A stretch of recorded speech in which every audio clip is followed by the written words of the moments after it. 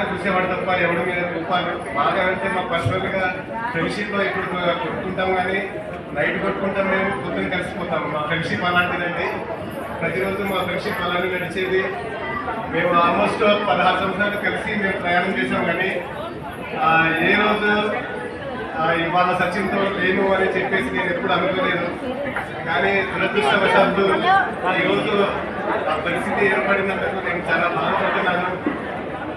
So Sachin వాళ్ళ కుటుంబానికి కూడా నా ప్రకార సానుభూతిని తెలుసుకుంటున్నాను. నేను నా తరఫున, అలాగే మా ఫ్రెండ్స్ తరఫున. మేము ఎప్పుడు మా హృదయాల్లో సచిన్ ఎప్పుడు మా హృదయంలోనే ఉంటాడు. సో ఎప్పుడు మేము సచిన్ని కోరుకోము. సచిన్ కూడా పైనుంచి మమ్మల్ని ఎప్పుడో ఆశీర్వదిస్తాడని చెప్పేసి మేము ఆశిస్తున్నాము. తెలిసిందే చుట్టూ వాళ్ళందరికీ హెల్ప్ చేయడానికి చూస్తున్నప్పుడు అట్లా నాకు కూడా ఫస్ట్ హెల్ప్ చేసి, అది చిన్నగా కావచ్చు పెద్దగా కావచ్చు, నాకు బైక్ నడపడం నేర్పించింది.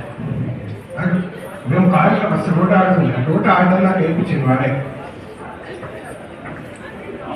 నా గర్ల్ ఫ్రెండ్కి గిఫ్ట్ వాళ్ళకి బయట వేస్తే కూడా వాడే వచ్చి ఇది మంచిగా ఉంటుంది అనిపించుంటుంది అని కొనిచ్చింది నాకు.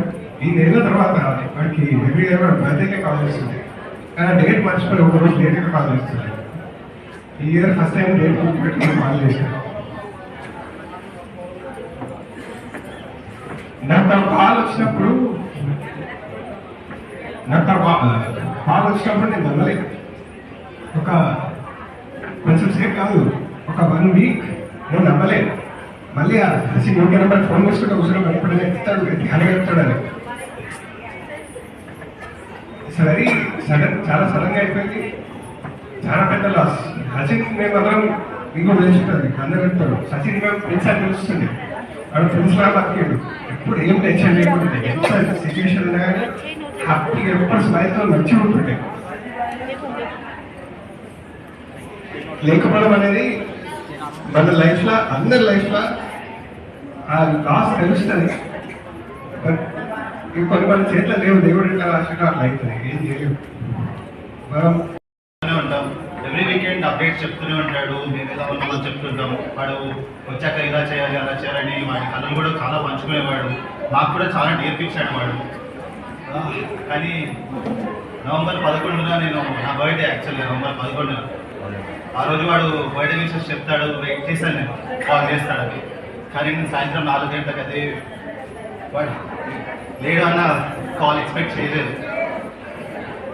అది వినాక నేను అడిగిన ఫస్ట్ క్వశ్చన్, ఏమరా ప్రాంక్ చేస్తున్నారా, ఏం నడుస్తుంది అని. అట్లా 2 సార్లు మళ్ళీ కాల్ చేసి నిజంగా ప్రాంక్ అనుకున్నాను. నమ్మడానికి ఒక రోజు మొత్తం పట్టింది. బట్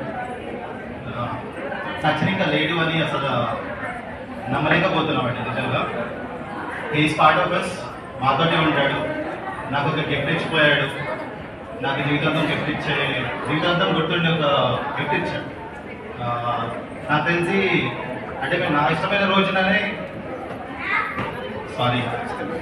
ఇష్టమైన మనిషిని కోరుతాను. So thank you.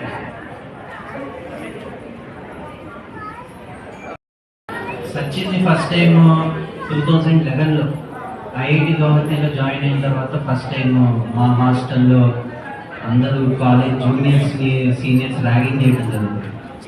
అప్పుడు ఫస్ట్ టైం కలిసింది సచిన్.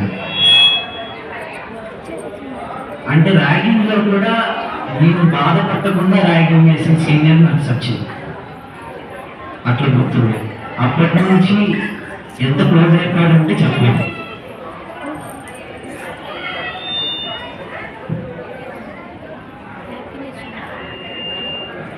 చాలా క్లోజ్గా ఎంజాయ్ చేసాం, తిట్టుకున్నాం, కొట్టుకున్నాం, కలిసి పనిచేసాను సేమ్ కంపెనీలో. ఐఐటి తర్వాత కూడా సేమ్ వెరైజన్ కంపెనీలో జాయిన్ అయ్యాను.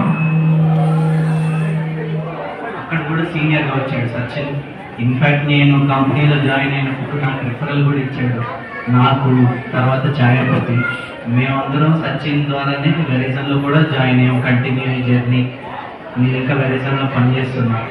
బట్ ఇట్స్ వెరైజన్లో కూడా చాలామందికి సచిన్ ఎన్నో రకాలుగా వర్క్ విషయంలో కానీ ఫ్రెండ్లీగా చాలా మూమెంట్స్, మెమరీస్ ప్రతి ఉండేవాడు. వెరీ మంచి person to hand over. Sachin ఎప్పుడు వెళ్ళిపోతాను అన్నా కానీ పార్టీ నుంచి కానీ ఎక్కడి నుంచి అన్నా కానీ ఎంత అంటే అందరూ అరే ఉండు సచిన్ ఉండు ఉండు ఉండు అనుకుంటూ ఎప్పుడు అందరితో ఇంతమందిని ఒక ఎల్బీ నగర్ నుంచి హైటెక్ సిటీ నుంచి స్టార్ట్ అయ్యి ఎల్బీ నగర్ దాకా వచ్చేలోపు ఒక 5-6 గ్రూపులు కలుస్తుంది. అందరినీ టచ్ చేసుకుంటూ వెళ్తాడని వాళ్ళ డాడీ లాస్ట్ టైం కూడా అన్నారు. కానీ ఇక నుంచి మన మెమరీస్లో సచిన్ ఖచ్చితంగా ఉంటాడు. ఎప్పుడు లాస్ట్ 1 వీక్ నుంచి సచిన్ ఉంటే ఈ టెండర్లు అనేవాడు. బట్ డెఫినెట్గా ఉంటాడు సచిన్ మెమరీస్ ఇంకా వేసుకుంటాడు.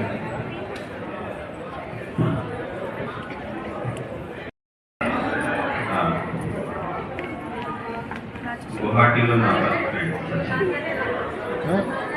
డే 1 నుంచి ఈరోజు దాకా ప్రతి దాంట్లో అల్లరితో కొట్లాటలు బాధలు పార్టీలతో ఎవ్రీవేర్ వస్తాయి. లైక్ ఇద్దరం ఒకటే డిపార్ట్మెంట్ కలిసి అసెంబ్లీ చేసేవాళ్ళం, క్లాసులు పెట్టేవాళ్ళం, కలిసి వెళ్ళేవాళ్ళం క్లాసు, అన్ని రకాల పనులన్నీ చేస్తాం.